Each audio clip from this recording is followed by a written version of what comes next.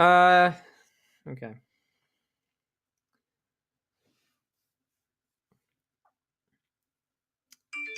Oh, shoot. So, welcome to test review. I didn't make this before, but I figure I'll make it now. Try and go over some of this. I know we did some of this in class, but we'll just put it all together here. I'll try to keep this like 20 minutes, but I can't make any promises. I don't want to ramble too much. I just want to go ahead and let's get into some of these problems. So number one, find the value of the missing side, and then find the value of the 6 trig functions. All right, so we know A is 10. Let me kind of zoom in on this. A is 10 and C is 26. So A is 10, C is 26. Now to find B, I need to use the Pythagorean theorem. So we have A squared plus B squared equals C squared. So I know I have 10 squared plus B squared equals 26 squared. So to solve this, you'll have B squared equal to 26 squared minus 10 squared if you just move the 10 squared over. And then, of course, square rooting it. So B is going to equal the square root of 26 squared minus 10 squared. So if we type that in our calculator, the square root of 26 squared minus 10 squared, we get 24. So B is equal to 24. Got it. Thank you. Go away. B is equal to 24. Now, if this gets laggy after a while, I apologize. Sometimes it does that. I don't know why, but it just does. So B is 24.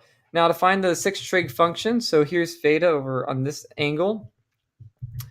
Sine theta is opposite over hypotenuse.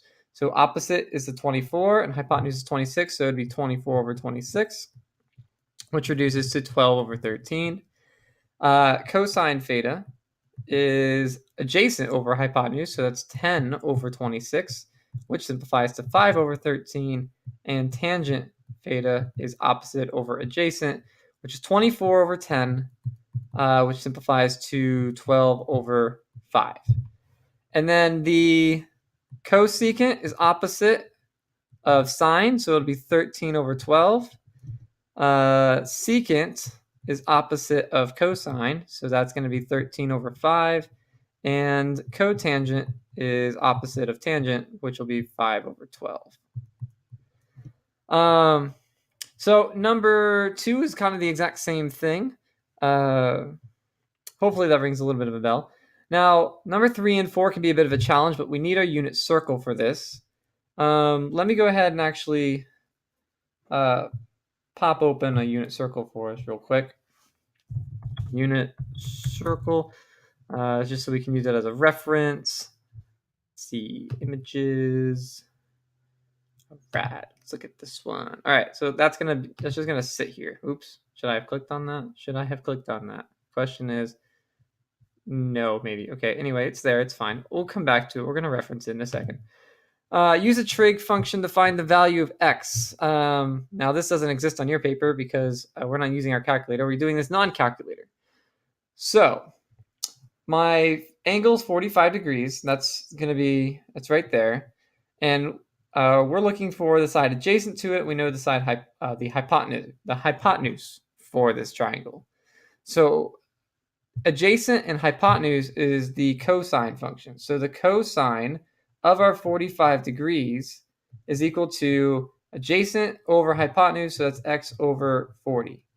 Now to get x, first thing I'm going to do is multiply both sides by 40 so that I can have the x by itself. So we have 40 cosine 45. All right, so now x equals 40 times the cosine 45. Let me make this look a little bit better. So it's 40 times the cosine of 45. Now, how are we going to do this without a calculator? Well, the unit circle will tell us what the cosine of 45 is. So our unit circle, if we go back to that, 45 degrees is here. Oops, can I write on this? I don't think I can. Well, yes. 45 degrees is here. Remember, these ordered pairs are written as cosine and then sine. So the first value here is, not that it matters because it's both the same in this case, but cosine is the first one, and that's the square root of 2 over 2. So at 45 degrees, the cosine, which is the x value, is square root of 2 over 2. Can I close this? There we go. So let's put that back in our problem. So this is really going to be, I'll just write it here, 40 times square root of 2 over 2. Now, I'll just ignore the x part. We understand that that's by itself. If we multiply these together, this is simply 40 square root of 2 over 2. And I can reduce 40 over 2. 40 divided by 2 is 20. So this is really just going to be 20 square root of 2. And let me, I don't know, is there a way to erase all this like faster? I don't know. Number 4 is essentially the same thing. However, it's going to be tangent because our angle 60 degrees is here. We have opposite and adjacent. So tangent of 60 is equal to the 7 square root of 3 over x.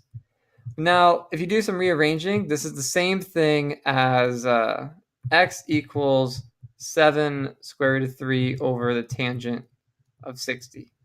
Now, the question is, what is the tangent of 60? So again, you go back to your unit circle. 60 degrees is xia, and tangent is y over x. So in this case, y, we're actually using both of these points. Y is the square root of 3 over 2, and then x is 1/2.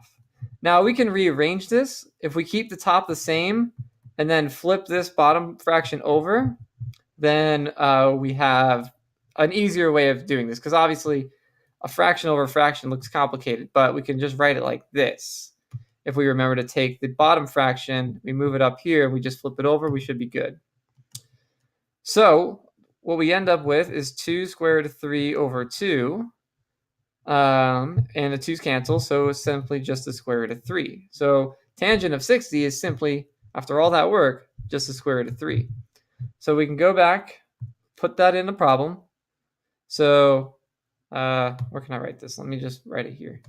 So we have 7 square root of 3 over tangent of 60, but tangent of 60 is a square root of 3. So just plugging in square root of 3 for this tangent 60. Now, obviously, those are going to cancel, so our answer is just 7. X is just 7. Number 5.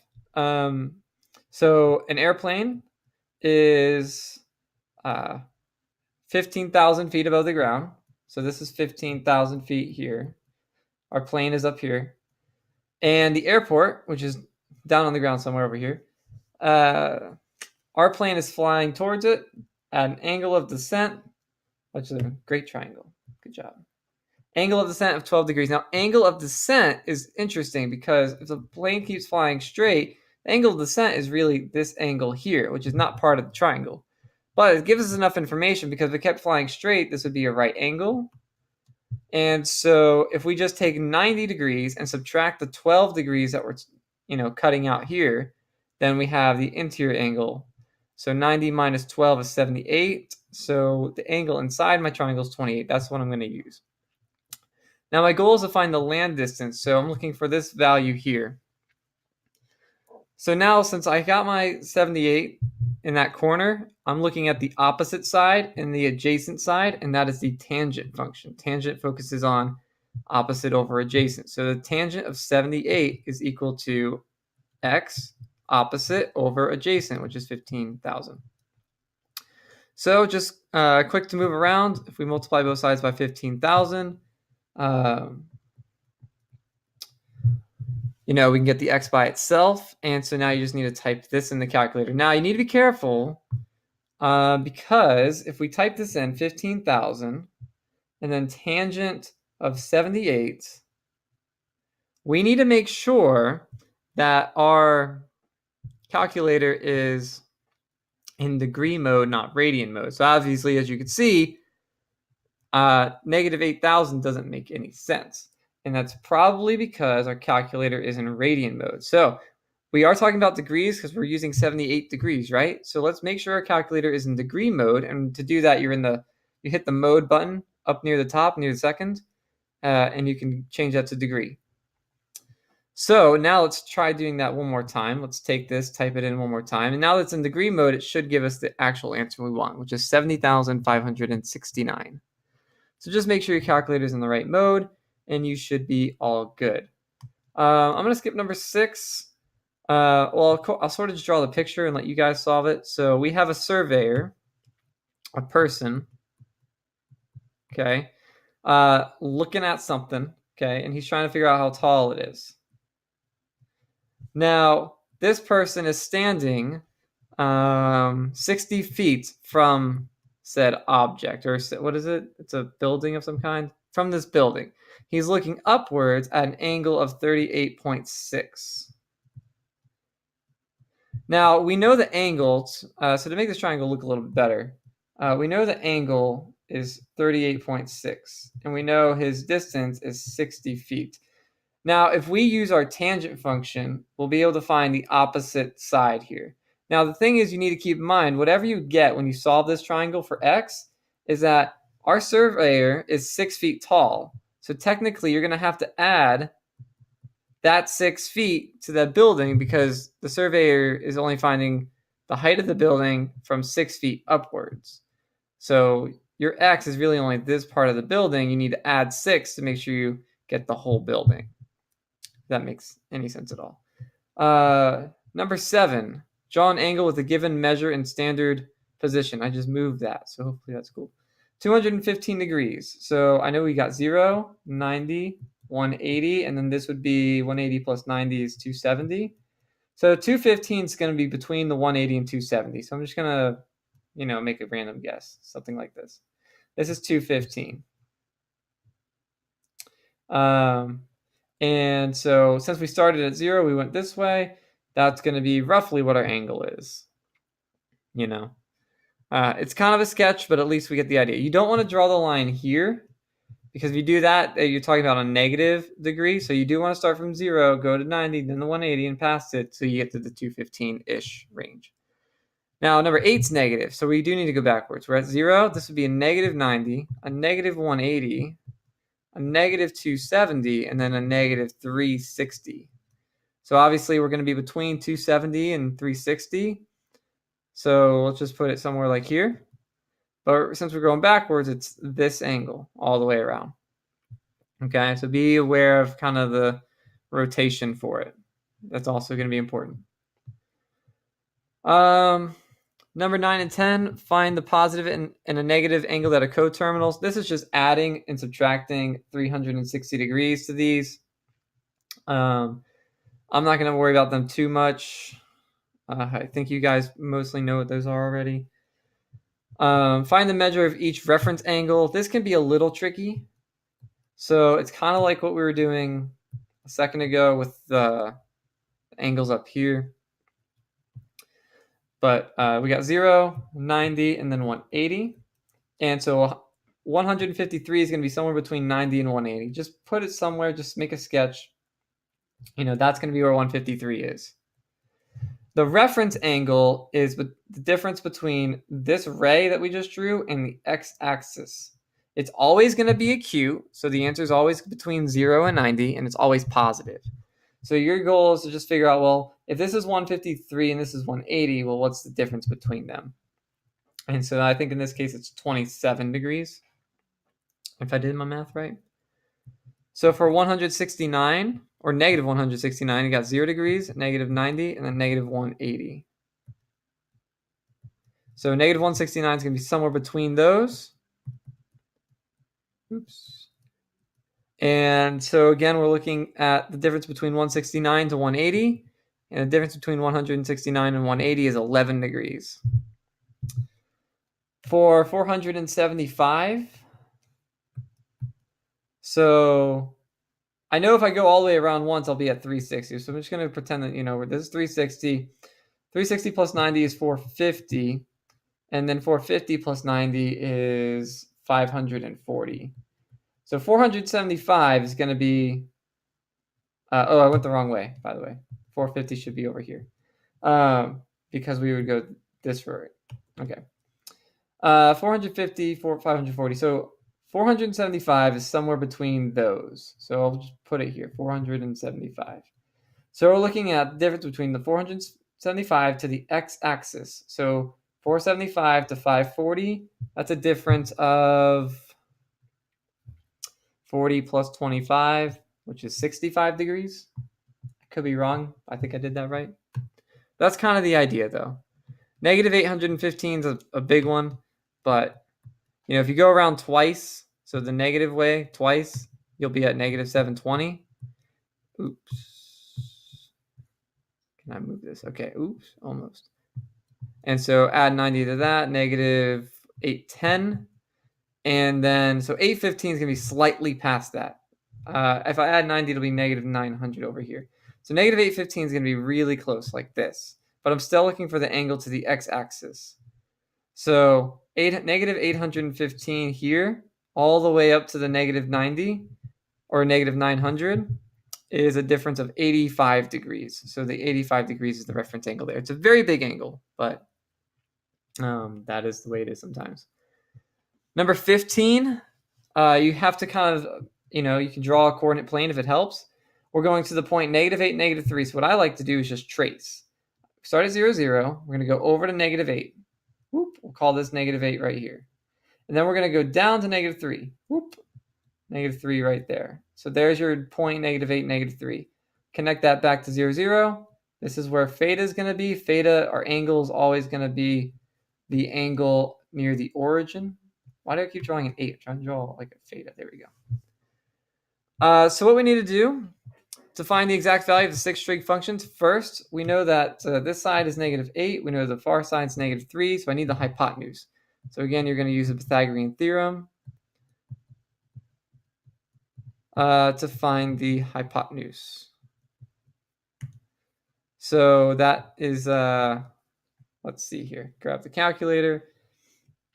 I'm just going to type these in as positive numbers because the negative won't make any difference. So the square root of 3 to the second plus 8 to the second is, oh, that's not going to help. I don't need the decimal number.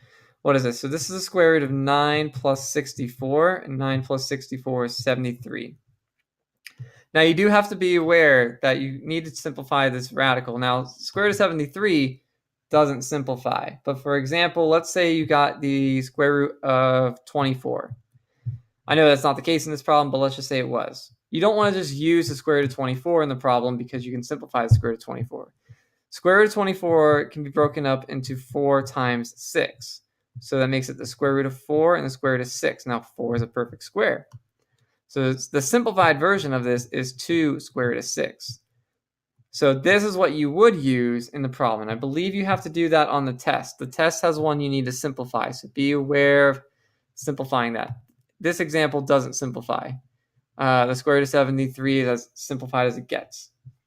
But you essentially do the same thing that we did in the very, very first few problems. So let's look at sine theta. So sine of our theta would be opposite over hypotenuse. So that would be negative 3 over the square root of 73.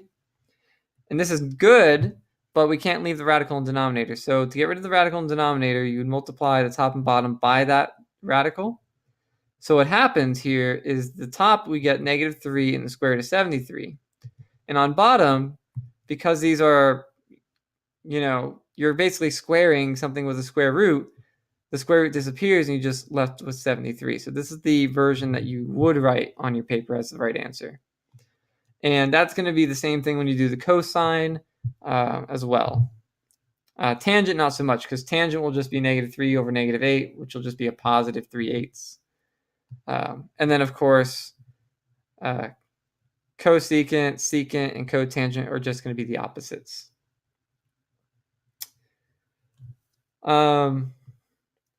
Now, to go from degree to radians and radians to degree, you got to do the multiply by pi over 180 or 180 over pi. So if you're going from degrees to radians is going to be pi over 180. Radians to degrees will be 180 over pi. So I have degree here. So to multiply it into radians, I multiply it by pi over 180.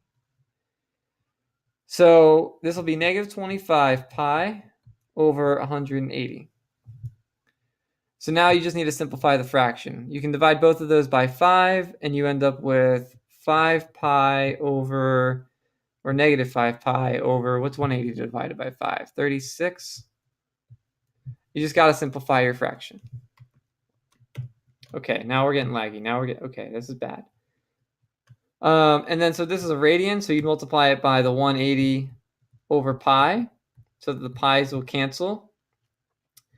And, you know, there's a lot of different things you can do to simplify this. I see the 180 and the 9, and I go ahead and think, well, if I just imagine, oh my gosh, this is getting bad. 180 over 9, and simplifying that, I know I can divide both these by 9. 180 divided by 9 would be 20, and 9 divided by 9 would be 1. So essentially, this will turn into, I can't erase. It's not letting me erase. 14 pi over 9, 180 over pi. This simplifies down to 20. This simplifies down to 1, 20 over 1. So essentially, it's just 14 times 20, which makes the math a little easier. You can type that in the calculator, and that's your degrees. And I can't erase anything at all anymore, so we're screwed. All right, the last set of problems is strictly unit circle. So it's very easy to do if you have the unit circle correctly filled out. So cosine of 60, let's go to our unit circle. 60. Can I there? Oh my gosh. There we go. 60 is here. Cosine is the x value, so the cosine of 60 is 1/2. Simple as that. What's another one? We had sine of 225. So go to our unit circle. Let's look at 225. 225 is here, and it was sine, right? Sine is the y value. Sine at that spot is negative square root of 2 over 2. So there you go. That's the answer. What's another one? I'll do the tangent ones last. Let's do the cosine 2 pi over 3 real quick, just because it takes no time at all. Cosine of 2 pi over 3. So go to the unit circle. Look at 2 pi over 3.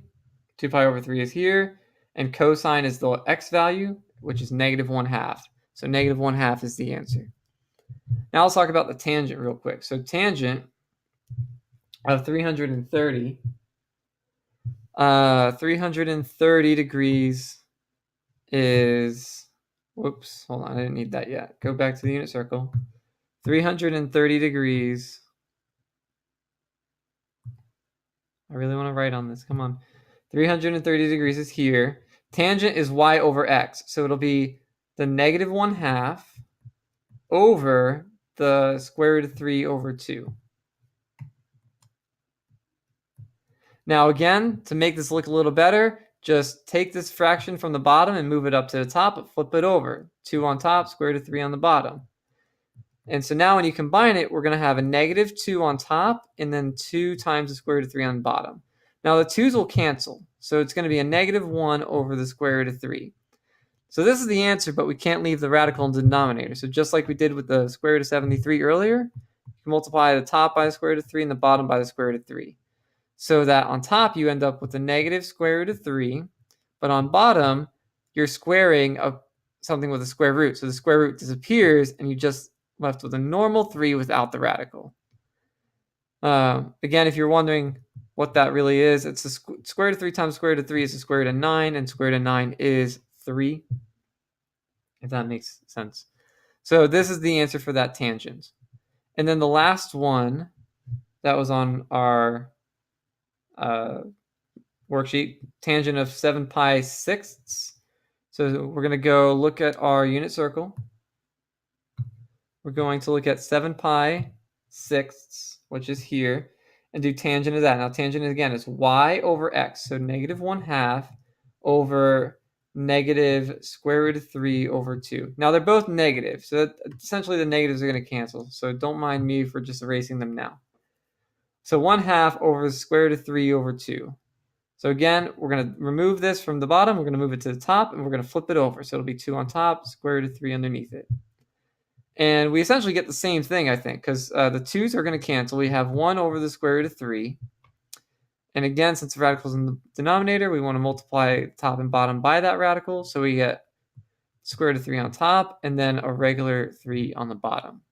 And so that's your answer for number 25. I hope that helps a little bit.